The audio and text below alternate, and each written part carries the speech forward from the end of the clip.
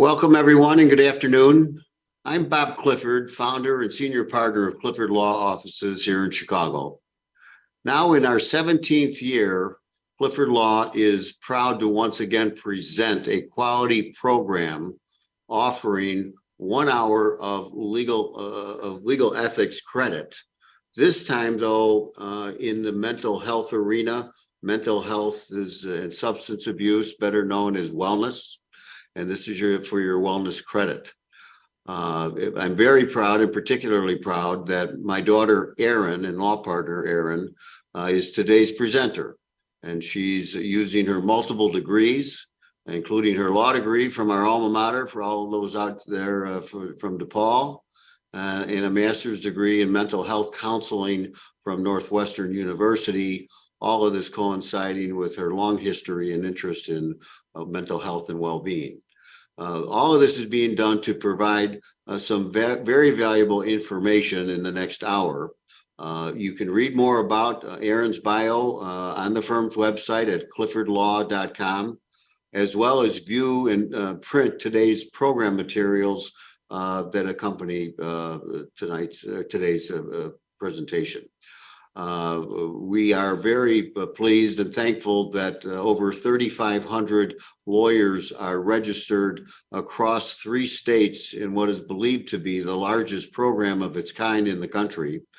You know, and by way of history, as the leader of my own law firm, I'm committed to raising the quality of the scholarship, excellence, and professionalism that we practice here at Clifford Law and within our own ranks, and then sharing that information that we've gathered over the years with other lawyers here, not only in Illinois, but also in other states as well. We have the states of Iowa and Missouri here with us today. We encourage the thousands of you who are joining us today on the web to ask questions. Everyone watching is muted, so please send your questions in writing as you were instructed in your materials. We will try to get as many as we can at the end of Erin's presentation, do our best to answer them, and to increase interactivity, we will be asking a series of polling questions. Okay, if that's all right by you, and you can submit your answers to these questions using your phone. You visit PollEV, that's POLLEV.com/Clifford Law. You do click on that to respond from your computer, or use your cell phone to text 22333 to join the polling question slides, or you can scan the QR code we've made available in the materials. And then you can text the answer to each slide that comes up. So, folks, without further ado, and once again, the proud father here, I turn this over to my darling daughter and law partner, Erin Clifford. Thank you. Thank you. Thank you, Dad. It is so great to be here today. I am just so honored to be able to present to all of you. You know, as my dad mentioned, I am extremely passionate about health and wellness, and nothing brings me more joy than being able to work with attorneys and organizations and other professionals like you in helping them in ways to optimize their mental and physical health. So I've been in the legal profession well over 10 years now. And so I have some ideas of what it's like to work in one of our offices, one of your organizations. So I put this program together with all of you in mind. And I'm hoping that the idea is, you know, this is a lot of information at once. You're all going to be getting this PDF that has everything and more in it. But I always tell people it's about small changes over time and building upon them. So I'm hoping that all of you today can even just find one thing that you can just lean into a little bit, right? It's not about being perfect, progress, not perfection. But even one little shift you can make can have a profound impact on your overall health.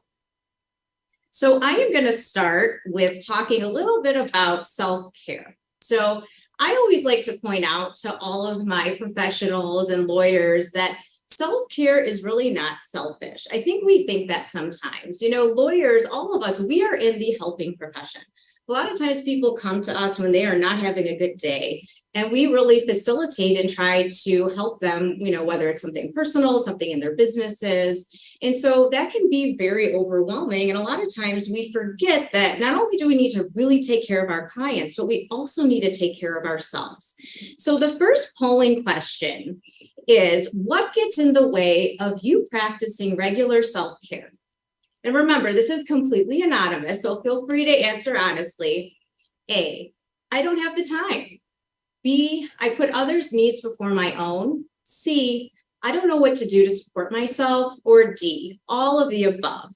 So as my dad mentioned, you can either use the scan code or click on the link below. All right, so we are populating here. And not surprising, right? I'm seeing a lot of these numbers go up to, right? I don't have the time. All of the above. I'm putting other people's needs before my own. And so one thing that we're going to talk about today as we go through this program is, I get it. I'm a realist here. We only have so much time. We are all in a very stressful, busy profession. So how can you find little, I like to say, like pockets of self-care to still get some things in for yourselves?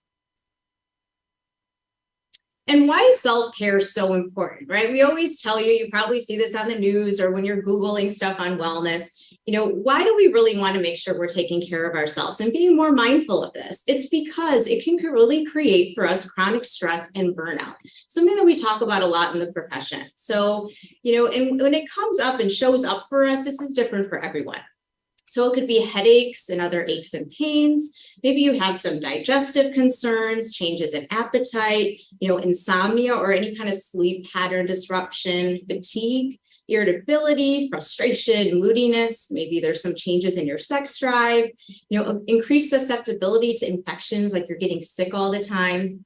And inflammation in our bodies, right? We know that chronic disease, if we look at the research, is a lot of times caused or it can be exacerbated by stress. So that could be diabetes, heart disease, right? The number one thing in America, obesity, cancer, and also all of those mental health concerns, whether it's depression, anxiety, substance use, eating disorder, PTSD. When I talk to a lot of attorneys, you see some really difficult things in your profession, right? In our profession that can sometimes cause and create some of these disturbances. So what can we do about it, right? Let's be solution focused here. So one thing that I always like to say is, let's follow that oxygen mask rule. So, right, we've all been on airplanes, and every time you fly, right, you hear the flight attendant say some reiteration of, should the cabin lose pressure, right? We want to put the oxygen over our nose and mouth before we assist others, right? So that's the same idea. If you want to be at your best for your clients, for your colleagues, for your family members, and all of your loved ones, you need to take care of yourself first and apply that oxygen mask rule. So always remember that. And we're going to talk a little bit more about self-care now. And I'm going to give you some strategies along the way. As I built this program, the umbrella of it is really self-care. So again, why is self-care so important? And what does it actually mean? Well, self-care means taking time to do the things that you enjoy and incorporating positive supports into your routine that will increase not only your mental but your physical well-being. So when we think of self-care, a lot of times we talk about developing healthy habits in the areas of nutrition, exercise, sleep hygiene, stress management, and mindfulness. And I'm also going to give you a few other ideas, right? Because there's more ways to practice self-care than what you traditionally think. And we always want to keep in mind that there's always going to be some other thing to do, right? We always have other things come up on our plates. But we want to make sure that life doesn't get in the way all the time of us practicing this self-care. And another great idea is, outside the box, choosing a hobby you enjoy. Sometimes when I work with clients, they'll revisit things they loved in their childhood, like crossword puzzles or, painting, right? So there's lots of ways to practice self-care besides just going to the gym, if you will. And another point to make, health is wealth. So whenever you are like, no, I'm not going to do that workout today, I'm just going to put off that doctor's appointment. I'm really too busy. Always remember that all these things that are coming before your self-care, if you don't take care of yourself, you're not going to be here and available and healthy to do those things. So we really want to give some aspect of self-care, the same importance as the other responsibilities that we have in our lives. This is one of my favorite quotes for lawyers. Almost everything will work again if you unplug it for a few minutes, including you, right? Whenever our phone's on the fritz, our iPad, our computer, what do? We turn it off for a little bit and we reboot it. So that's sort of the idea behind self-care. And as I mentioned, there are tons of ways to practice self-care. Right? We can eat well, we can get restorative sleep, you can move your body consistently, you can meditate, do deep breathing. Sometimes just having no plans, right? Having a Saturday or Sunday where you have nothing to do can be really therapeutic. Reading a book, if you like to read, saying no, right? When I was working at the appellate court, about 6 months in, the two women I worked with, who are now two of my best friends, gave me a button that said no. I was like, why are you giving this to me? And they said, because you always, a lot of times will say yes to social obligations you don't always want to go to. And sometimes you need to just take a pause. So I've always remembered this. Having a mental health day, a vacation day, spending time in nature. When it's nice out, just going for a walk. If anyone has a dog, that's a great way to interact and get some self-care in. Having a movie or a game night with your family, listening to music or a podcast, lighting a candle, diffusing essential oil, a massage, taking a bath, anything that is going to kind of decompress you a little bit and, makes you smile. So the next section, we're going to talk a little bit more about, and we're building upon, right, that whole idea of self-care, is that we want to set clear boundaries in our personal and professional lives, right? Because if we're saying we can't always get time in for self-care, our health, and all of those things that are important to us, we've got to make sure we've got some boundaries. And I always like to point out with people, sometimes the boundaries you need to set are with yourself. So for our next polling question, I came up with this because, being in a law firm, I feel like this happens a lot and in a lot of organizations as well. So think about this. You're heading out the door for a long-awaited vacation. When your boss assigns you a new work task, how often does that happen to all of us, right? What are you going to do? Would you remind your boss of your planned vacation and professionally communicate that you are unable to work on the specific task until you return to the office? Would you be a team player and postpone your vacation until you finish the new work task? Or would you leave for your vacation as planned, but agree to work on the task while you are traveling? So everybody take a moment let's let our answers populate. All right. Well, I'm very impressed that a lot of you are picking A and C. I was curious about this one. So I know in our profession, it can be really hard to set this boundary sometimes. And I'm kind of guessing we've got some people that are like, no, if this is my planned thing, I am going to stick with it. But then there's a lot of us who feel like, maybe I'm going to do some work while I'm traveling. So I have a few ideas about this, right? So if you feel like I'm good, I can maintain that boundary, that's great. But sometimes it can be a little difficult for us to do that. So, I actually just wrote an article for the ABA on travel. So if anyone is traveling for work, there's some great tips in there. But at the end, I put something about vacations. So here's sort of how I look at it. Is, as you all saw that list on chronic stress and burnout, right? If we don't give ourselves that time that we need to decompress, we're going to get a lot of those things on that list, right? So it's so important that we use our vacation time. Europe has this, right, the way they do it. But what can you do if you're in a busy firm, or maybe you're starting out your career and you feel like it's difficult to tell your boss, hey, I've got this stuff planned. I think one thing I would say is think about it for a second. Is this something that's an emergency? Is this something I can delegate to somebody else? And if you do feel that you need to do work on vacation, whether it's a scenario like this or just returning emails, right? We get inundated with emails. And so obviously you can set that constant reminder saying you're out of town until X and X a date, but that's hard for some people. So what I would encourage you to do, if you feel like there's just no way, I've got to do something on my vacation, is to really put in, like, be very specific and mindful of when you're doing that work. So maybe you decide from 8 to 10 a.m., I'm going to do whatever it is I need to do for work, or I'm going to return my emails. The rest of the time, I am going to hang out with my family, go sightseeing, lay on the beach, whatever it is you're doing on that vacation, but making sure like you hold that sacred. And over time, it gets easier to do things like this. So that's why boundaries are so important. So what are boundaries? Like if we were going to define it, right? Boundaries are the limits and rules that you set for yourself in life, the workplace, and in relationships. So creating boundaries allows you to put your well-being first, enabling you to create more work-life harmony, right? We always keep hearing about work-life balance. I like to call it work-life harmony, and organize your life. And how do we do this, right? Like if we've got to come up with some strategies, how are we doing this? Well, first off, communication is key. When we're going to set a boundary, we want to make sure that we're being direct and we're being assertive.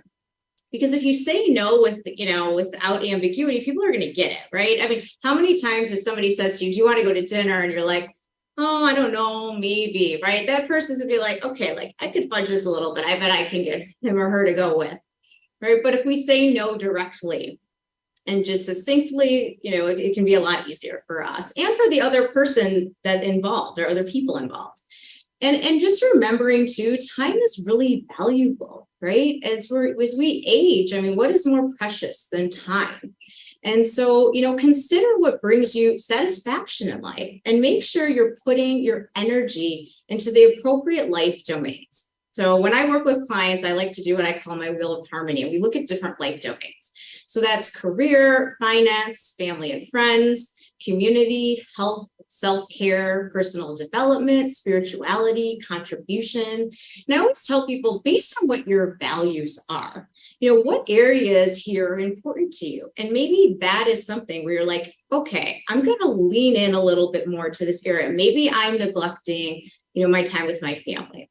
Maybe spirituality is really important to me. Or maybe I've been neglecting my health, right? Since the pandemic, I've just been so busy that I've kind of put some stuff off and things have fallen off the wayside. So finding just an area to lean into can be really helpful because, right, it's very overwhelming. There's a lot of different ways you can go when we talk about self-care and boundaries, but it's really what's unique to you.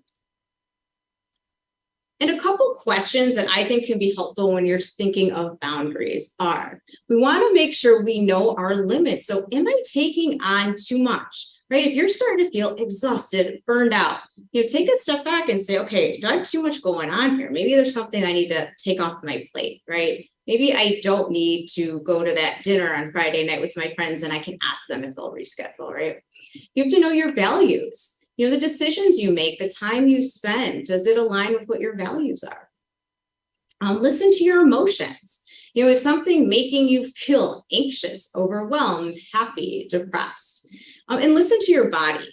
How do you feel physically? If you feel like you are exhausted, this is a time when I would consider using that no button. Someone who's in the profession told me once, I used to feel like when I was sick, right, I would stay home if I was really sick, but even if I was exhausted or I was burnt out and feeling sick, but I was like, I don't really have a cold or the flu, I would still go and push myself.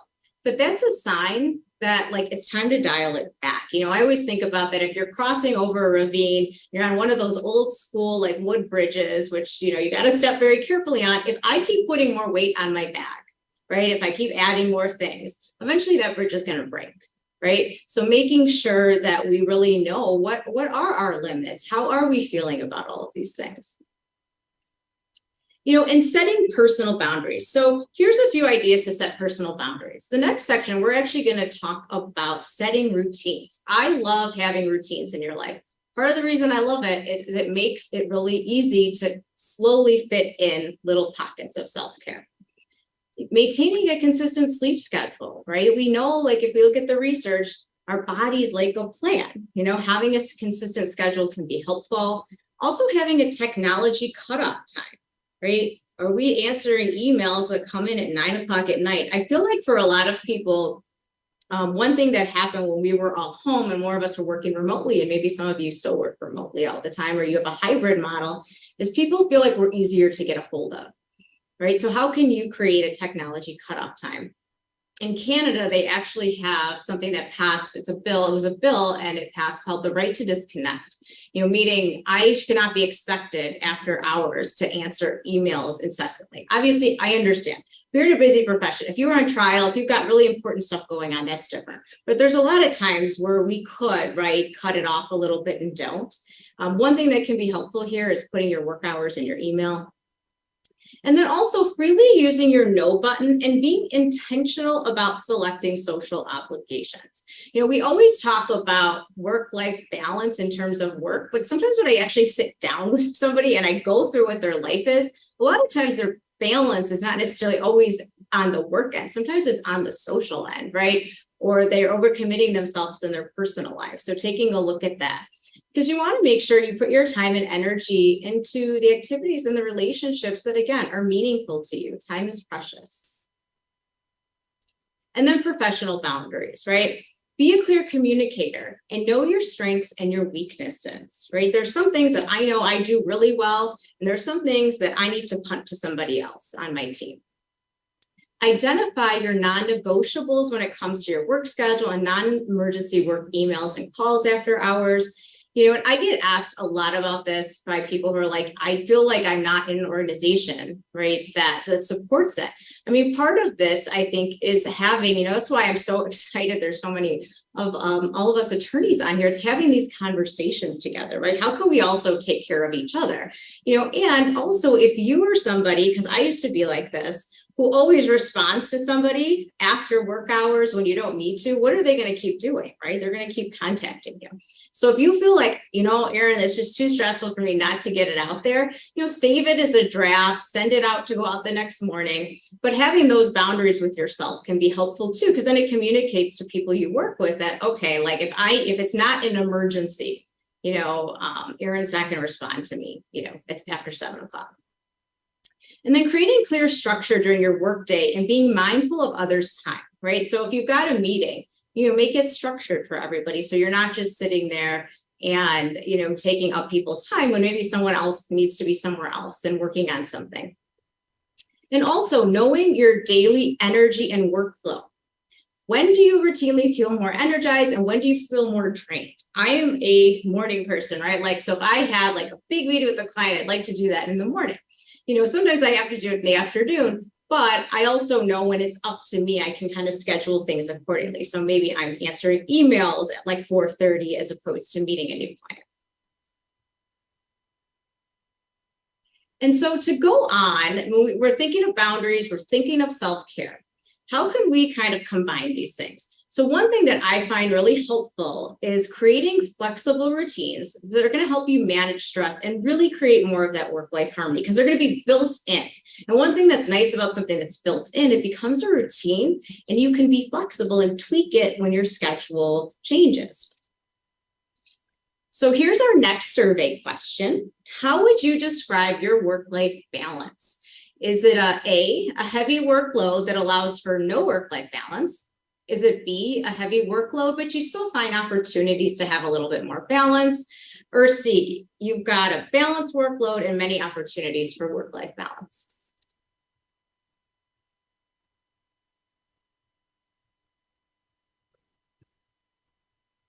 All right, as we are populating here, it looks like we've got a lot of people that feel like they do have a little bit more balance and they are able to find some opportunities for it.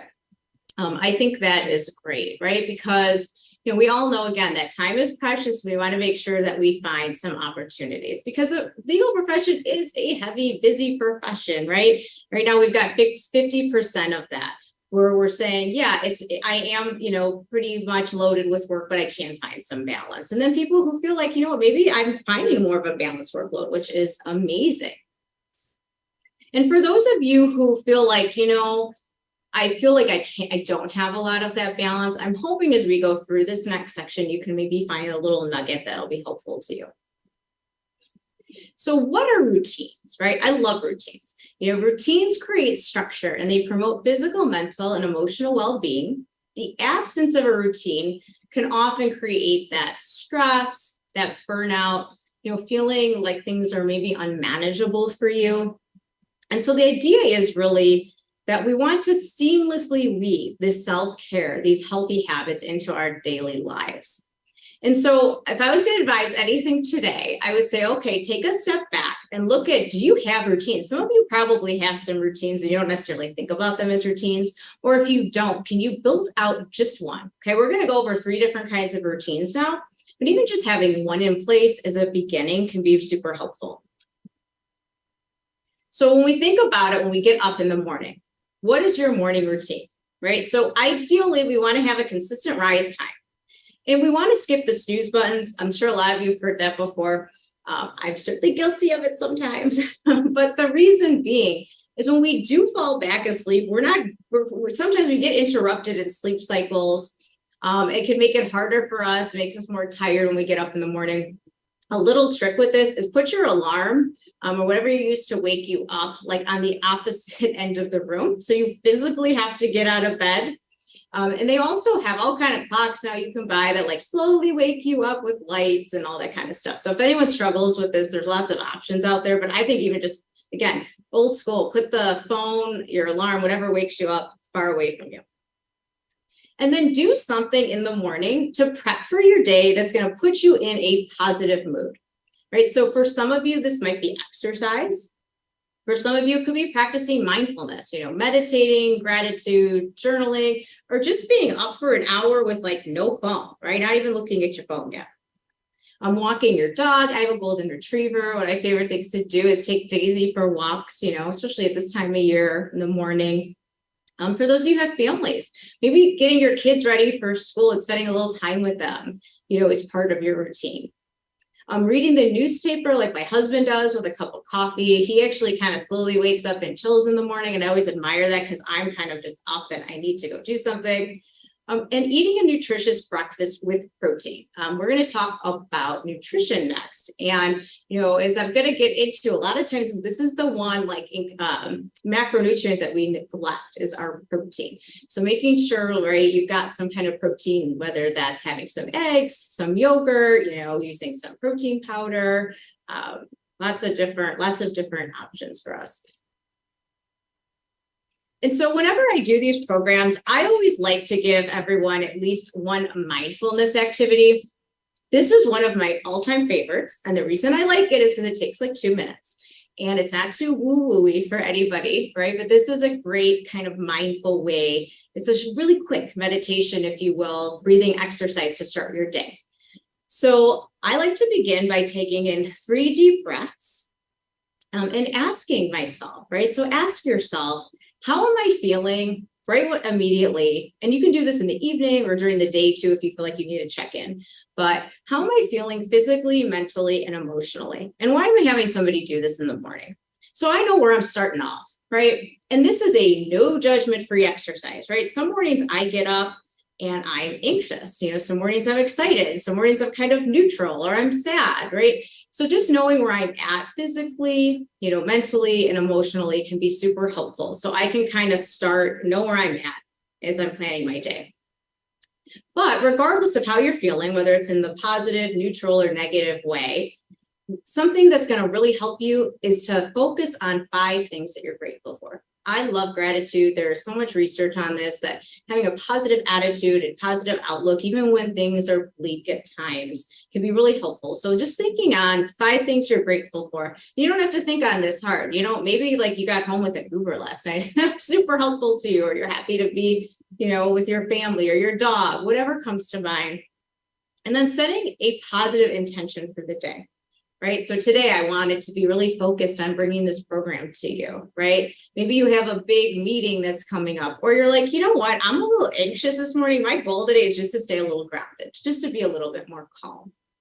And then end by taking, again, 3 deep breaths. So this is just a simple little exercise that you can do when you're lying in bed in the morning, or if you feel like you need to check in at any point during your day.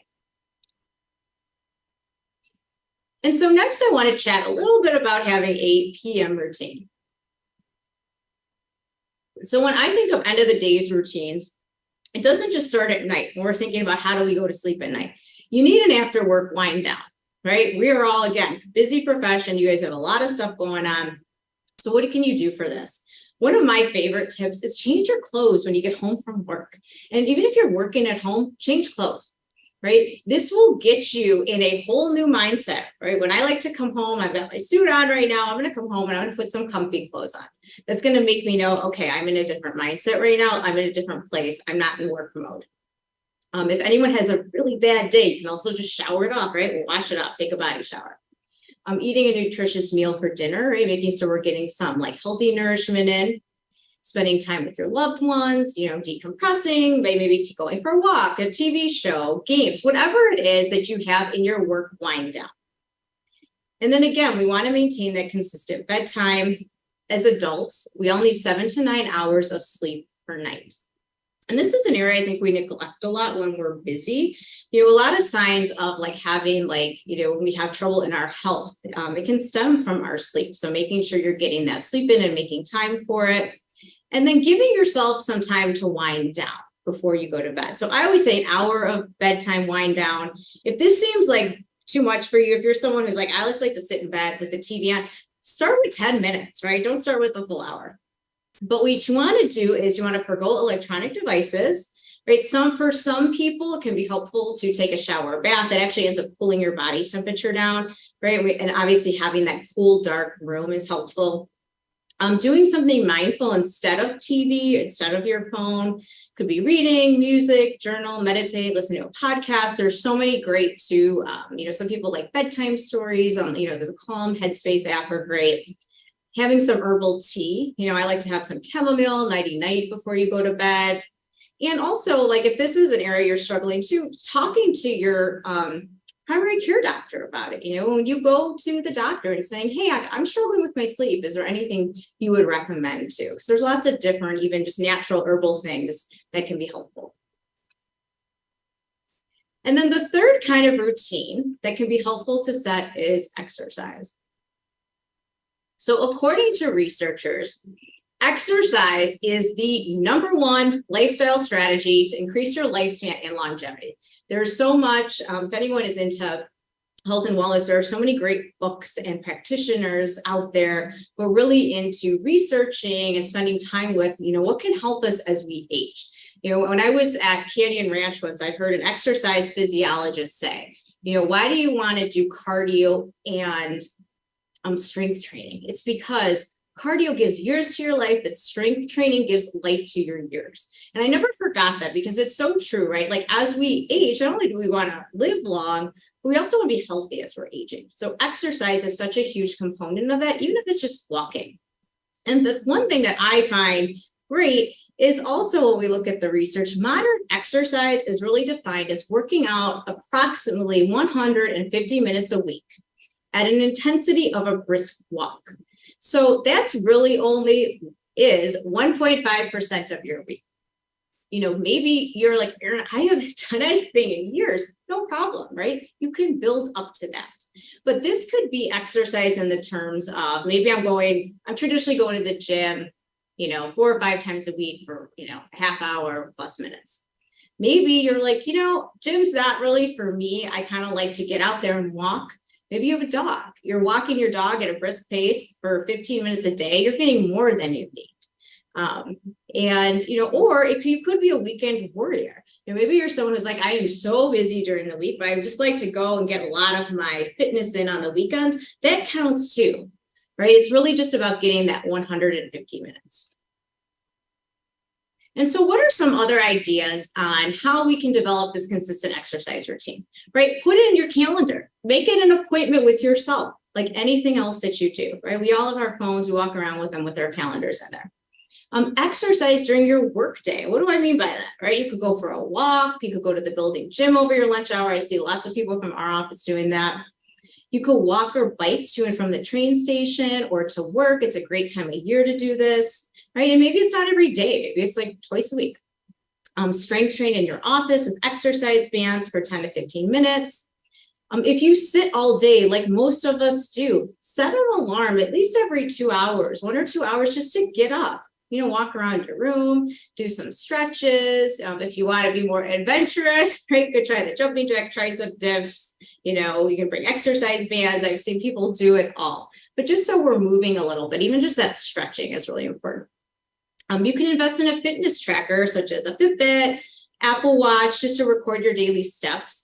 And, there's always that, like someone came up once with that magic 10,000 number, but just to monitor what you're doing. If you're like, I'm only getting like 3,000 steps a day, maybe your goal is 5, right? You don't have to shoot for the moon here, just doing more activity. All these little snippets of things, all these blocks, building blocks add up over time. Put your workout clothes and gym shoes out the night before so you have a physical reminder, or you're just more organized, right? It's ready to go. So you're going to get to the gym. You're going to, get your stuff to go at lunch or after work. And finding a workout buddy to keep you motivated and accountable, having like somebody who you work with, right? Maybe doing a challenge at work. These can be all like fun ways to get in a little bit more exercise. And even just that old adage, take the stairs, park a little farther at the grocery store, it all adds up. And that's why I like to say, let's find some self-care pockets, right? Remember, I know a lot of people out here are very type A, but something is better than nothing. It took me a really long time to get this, right? If I had a 45-hour workout plan, and guess what? I've got 15 minutes. That 15-minute counts a lot. It's not what we do in that day. It's not what we do in that week. It's what we do overall. So just finding time for those little pockets, even an hour breathing exercise when you get out of court, taking a moment for yourself, those things really add up over time. So the next section we're going to talk about is how do we nourish ourselves, right? Everyone's always asking. I have a background in nutrition. It's kind of how I started doing all this stuff.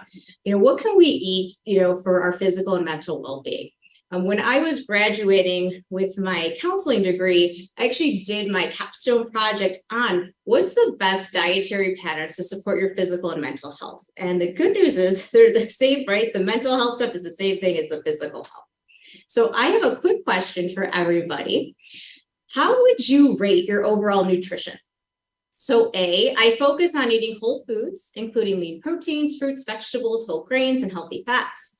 B, I eat some lean proteins, fruits, vegetables, whole grains, and healthy fats. C, I eat a salad and fruit once in a while.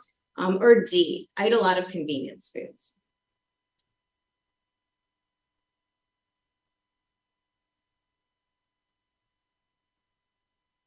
Okay. So it looks like we have a little variety happening here, but there's definitely a number of you that are focusing on having some more of those whole foods in your routines. So hopefully I'm going to give you some strategies now. So hopefully this can kind of enhance anybody who feels like, I wish I was getting a little bit more like nourishment in.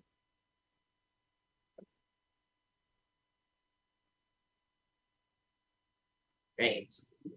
So I always like to start by talking about nutrition stuff when we kind of look at what is that standard American diet. So why is the standard American diet at times problematic? Well, it's linked to chronic diseases, right? Like obesity, diabetes, cardiovascular disease. But I don't think people think about it all the time. It's also linked to higher rates of mental health disorders like anxiety and depression. So the standard American diet is full of empty calories. So, sugar, which is hidden in many of our favorite foods, right? Like cereals, yogurt, ketchup, sauces, protein bars, and flavored waters. When I was doing my clinical internship, I was able to teach some self-care and nutrition classes. And one of my favorite things was I did a whole class on how to read food labels. And everybody was always so surprised when you actually look at the ingredients, how much sugar is in a lot of things. For instance, you can have a oatmeal and then kind of put just a teeny bit of brown sugar, maybe some cinnamon, some apples in, or you can buy the apple cinnamon oatmeal, which has 25 to 30 grams of sugar, which is all added because oatmeal has 0, right? So just making those little choices can be helpful and being aware of it. We're not always aware of it. Soft drinks can have a lot of sugar in it.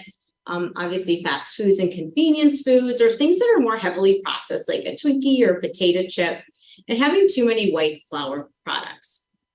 So this is the stuff that we want to limit, right? I always say, again, I'm a moderation person, right? I like to go out with my girlfriends and have pizza, birthday cake, all those things. We want to make sure that we're limiting this stuff. And what do we want to add in instead as our form of nourishment? So what we're really looking at are whole nutrient-dense foods. So, if we look at a more traditional dietary pattern, like the Mediterranean diet, for example, these nutrient-dense foods we know help us, reduce our chronic diseases. They can be good for weight maintenance, but also they improve depression and anxiety symptomatology. I also work with a lot of people in recovery. I do lifestyle coaching with them, and having a whole foods diet and making sure we're getting the right kind of macronutrients can be really helpful with cravings. So we want to make sure the bulk of our diet consists of nutrient-dense foods like vegetables, fruits, meat, poultry, fish, nuts, seeds, whole grains, beans, legumes, and healthy fats.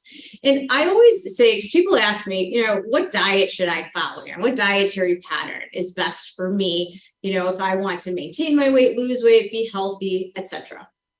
And it really, the answer is, it depends, right? What's something that works for me, but also if you look at the core of any kind of dietary pattern, whether it's just something more balanced, like Weight Watchers, Mayo Clinic, or it's more specific, like, vegan, vegetarian, paleo, low carb, low fat, all of these things at their core, all these patterns actually focus on eating more of these nutrient-dense foods and less of the standard American diet foods, right? So there are lots of ways to be healthy. In fact, there's been some studies where they looked at 20 different diets and they looked at weight, and they came up with the idea that actually if people are eating the right amount of calories and right kinds of foods, you can actually end up in the same spot. Sometimes it might take a little longer, but you can end up being very healthy and having that weight maintenance that you want. So here are some of my favorite tips of doing this for all of these years. So when I think of, nutrition, I think of just basic nutrition, right? We want to get more nutrient-dense foods, less, as I would say, empty calorie foods, right? Like all that sugar and fast food. So following that 80-20 approach can be really helpful. So 80% of the time, you want to make mindful, nutrient-dense food choices that are going to enhance your health. And then the other 20% of the time, you may choose to include some of your favorite soul foods and indulgences, right? Life is meant to be shared, enjoyed. A lot of times that we socialize over food. And so, it'll bring you more stress to just, completely, avoid things that you really love, right? And so, but making sure you have it in the right combination can be helpful. So for instance, if you're I really want to have a cheeseburger, but I want to try to dial it back a little bit, maybe you're going to have a salad instead of the fries, right? Just those little changes really add up if we think about what happens throughout our week. And how can you tell what to do with this? Well, if you're I'm not sure, Erin, I have no idea what my balance is, right? So tracking your food, drink, and fiber intake in a journal or an app can be really helpful, not forever, just for a period of time if somebody's interested in this, is you're I want to explore this area a little bit more. I like my Fitness Pal the best. My clients seem to like it. It has it's very easy to use. And I do want to put a little note on fiber, because a lot of times we don't get enough fiber. We really want to have women about 25 grams, men 30 grams a day. If you have no idea what that is, just doing a little tracking for a few days can be super helpful. We also, again, as I mentioned, we want to read those food labels carefully before purchasing products. I always encourage people, look at the ingredients list first, and then look at all of the other macronutrient calorie breakdown, right? Because you want to make sure, is this something I even want to eat? Because the thing that's awesome nowadays, there's so many options out there. If you're maybe this brand is a little bit better than this brand for me and for my family. And then eating more mindfully at the kitchen table without distractions, such as TV or social media. If you have a family, actually sitting down together can be great. And then improving the nutrient density by just simply, if you do nothing else, just eat more fruits and vegetables. Think of at your main meals, so lunch and dinner, filling half your plate with vegetables and greens. And here I'm back to the protein, right? Include protein at every meal. we are all obsessed about fat and carbs, and people don't think about protein. So as we age, we need, right, our muscles, our bones deteriorate. So having a good amount of protein is so helpful. And so generally speaking, it's really like, if you're tracking it, it's about 0.7 to 1 gram per pound of body weight. So if I weigh, 120 pounds, I need to have over 100 grams of protein a day. So just, and that's more than you think. So just making sure you're getting, even if you don't want to track it, just getting some protein at every meal. This can also help with all kinds of cravings. And then one of my favorites is the kitchen is closed after dinner, right? Why is that? From a behavioral standpoint, I'm done, right, with food. The kitchen is done after dinner. And so going at least like that 12, 13 hours can be really helpful for not only our GI system, but it's also, if anybody is experienced at all with intermittent fasting, some people call it time restricted eating. This is actually a circadian rhythm fast at 12 hours, which, can be also be, there's some evidence can be helpful with, metabolism and just aging and all autophagy and all those things. But again, from a behavioral standpoint, I think this is great if we're trying to, watch our caloric intake. And 12 hours isn't hard, right? If I finish eating at 7 at night, then I don't have breakfast again until 7. What am I doing most of that time? Sleeping. And then finally, drinking 8+ glasses of water a day and limiting sugary beverages. Making sure we get enough water is super important. And there's all sorts of calculations, but I always tell people, at least 8 glasses a day. When it's hot out, you probably need a little bit more if you're going to be sweating outside. And then finally, before we get to our question section, I want to touch upon self-compassion. I think as attorneys, again, who are in this busy profession, who are helpers to others, I think sometimes we don't give ourselves that compassion that we might give other people. So I'm curious, think about yourself, when you're going through a difficult time, I treat myself with kindness, and I give myself the compassion that I would give others who were in a similar situation, right? Whether that's a family member, a client, just a stranger you hear about. A, almost never. B, occasionally. C, sometimes. And D, often.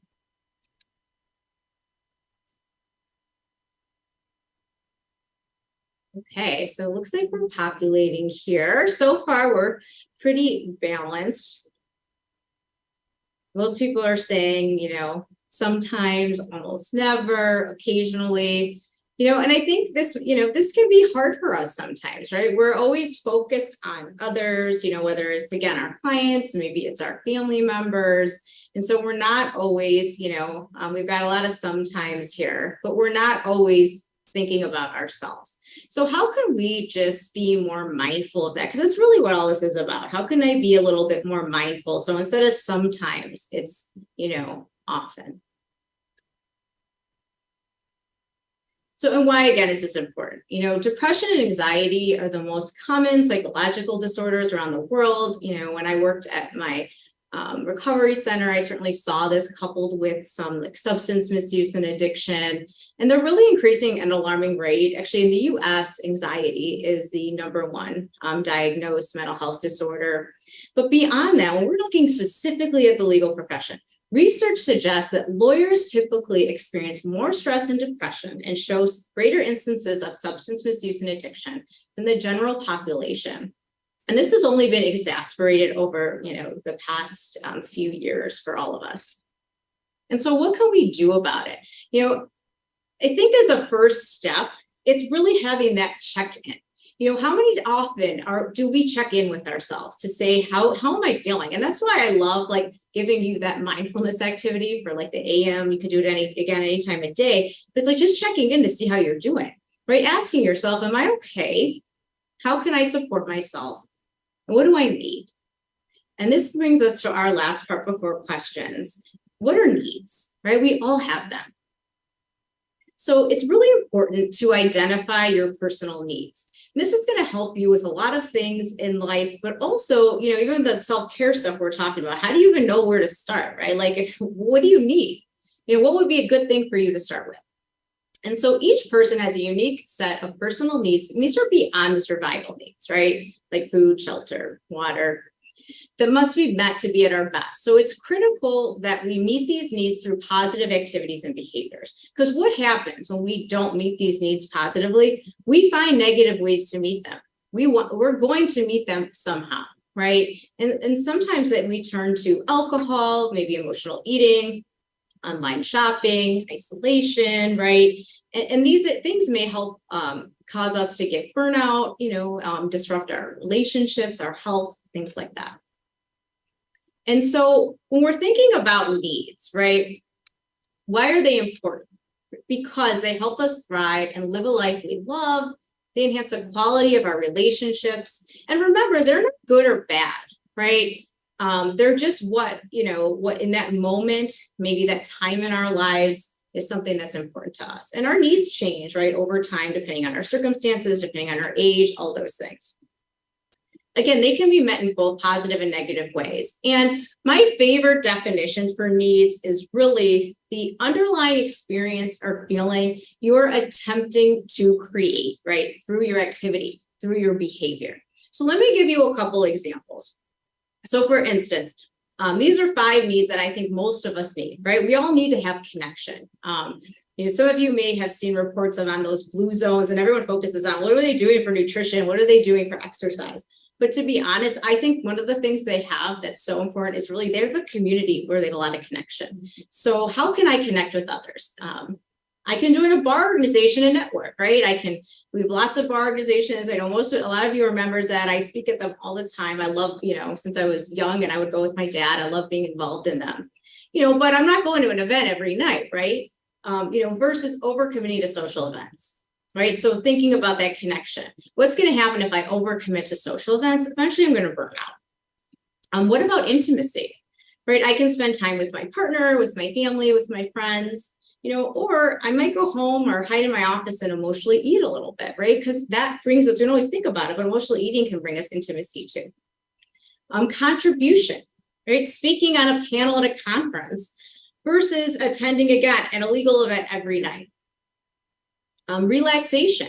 I can take a yoga class. I can just hang out and read a book, versus going home and drinking a bottle of wine every night. Organization.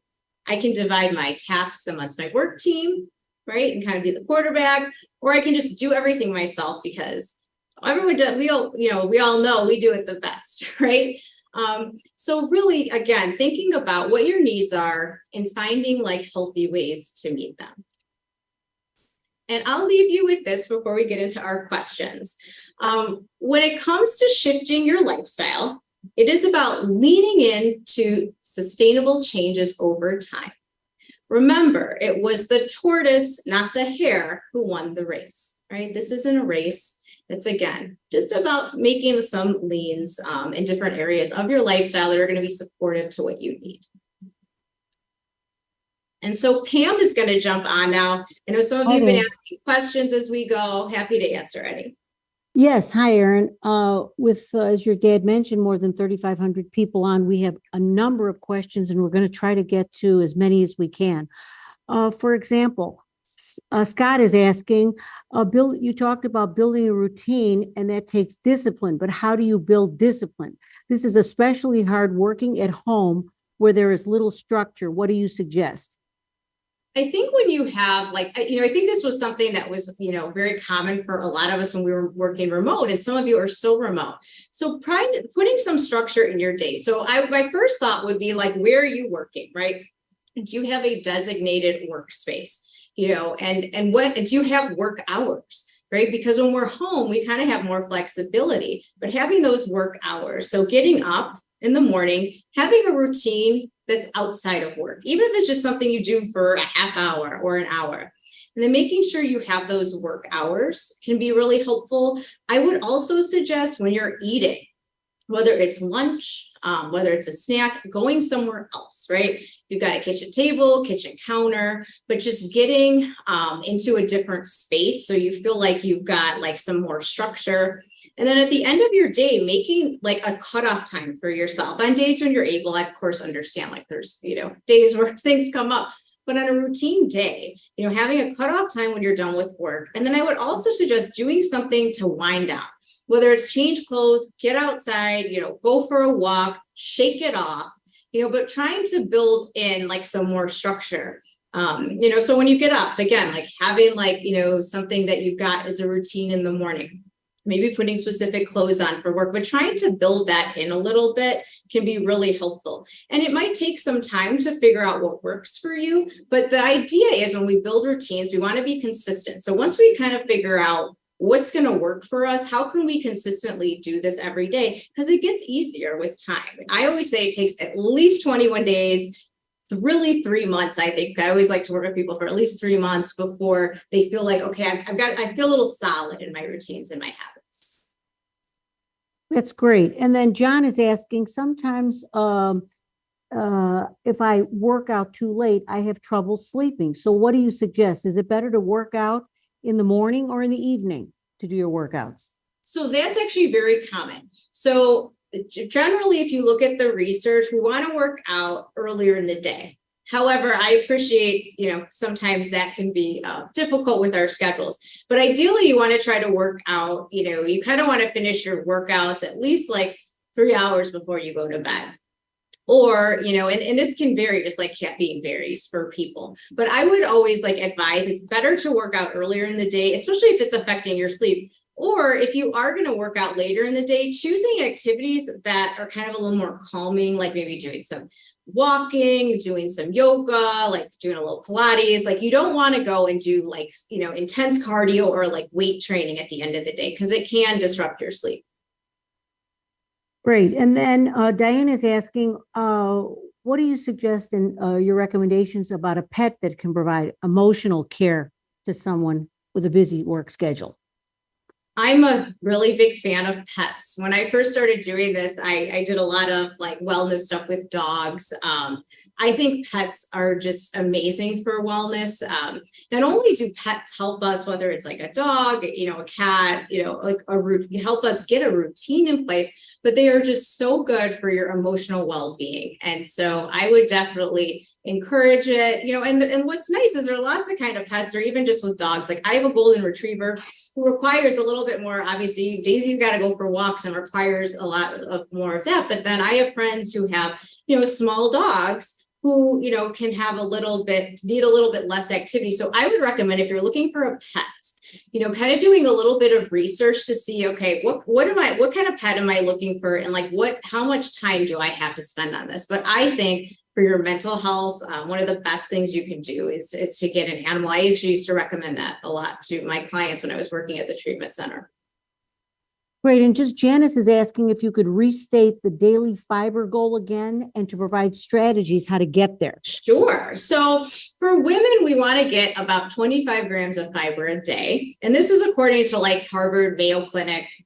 For men, it's at least 30 grams. They need a little bit more. So some great ways to get fiber in are having lots of fruits and vegetables, having in some nuts and seeds. Flax seeds and chia seeds have a ton of fiber in them. You can also, eat whole grains. So if you're someone that eats a lot of white flour products, just switching to some whole grain products oatmeal, quinoa, which also has a lot of protein in it, wild rice, brown rice, and if anybody feels okay, I'm really not getting my fiber, you can always talk to your doctor too about, there's lots of different fiber supplements out there. But I would always recommend, it's great to get a lot of our fiber in through whole food nutrition, and then only supplement a little bit. But even just adding in some fruits and vegetables, berries have the most fiber too. Raspberries have about 10 grams in 1 cup. So that's a lot of bang for your buck. Oh, that's very good advice. Then there's Kyle is asking about work-life balance, and how do you balance it also, the demands, with a family component? If you have, for instance, a family of 2 lawyers in the house and young children. So if you could address that. Sure. So I think one thing that can be helpful if you've got, if you're married to a lawyer, I am too, I get it. And if you have young kids in your home, how can you divvy up some tasks, right? So I don't know what your routine is like at home, but like, are there things where you split it up with your partner? Like, can you kind of sit down? I mean, sometimes a lot of this, I think, is just strategizing, right? Like we kind of go through life and then we kind of get mad at someone. Like I always like say, when we're fighting about like, the garbage disposal or you didn't change a light, it's really about something else, right? So just sitting down and looking at both your schedules and saying, is there stuff we can help each other with and divvy up the tasks? And I think this is another time where that adage, like something is better than nothing, comes in, right? Maybe you get like little pockets of that self-care, but can add up over time. But I think just strategizing, maybe writing some stuff down can be really helpful, because a lot of times we are all just on the go and then we're just kind of getting mad and stressed out, instead of saying, okay, like, how can we make this a little bit more strategic in a way that is helpful for both of us? And also, we have John asking if sometimes I skip breakfast, what would be a healthy snack that can get me to lunch? A healthy snack that can get you to lunch, definitely some protein, right? So if you're skipping breakfast, but you're like, I can't quite make it to lunch, some ideas are just having like, if you don't have a lot of time, like a handful of nuts. A protein bar can be helpful just to have in your desk, having some hummus and vegetables, grabbing a yogurt. If you want to add extra fiber, it's a great place to put some flax seeds in there. You can do like a beef stick, depending piece of string cheese. But I would definitely recommend something with at least some protein in it, because that's going to give you a little bit of energy. And adding even in like that protein and having like a fiber component, whether it's the chia seeds, a piece of fruit, some vegetables, can be super helpful. Some good suggestions there, even for me. And then we have Christopher asking, to what degree does our nutrition contribute, if any, to our mental, not our physical necessarily, health and outlook? So as I mentioned, I did my whole capstone on this. Nutrition has if you look at the research, and if anyone's interested in this, please email me. I'm happy to share. I have a lot of information on this, but it contributes so much, right? And we know the foods that impact our mental health in a negative way are all those standard American diet foods, right? So it's like processed food, sugars, having like, unhealthy vegetable oils, right? Like the corn oil, the soybean oil that's in a lot of packaged foods, and instead getting in those nutrient dense foods. So having some like good protein sources, having some whole grains are actually great.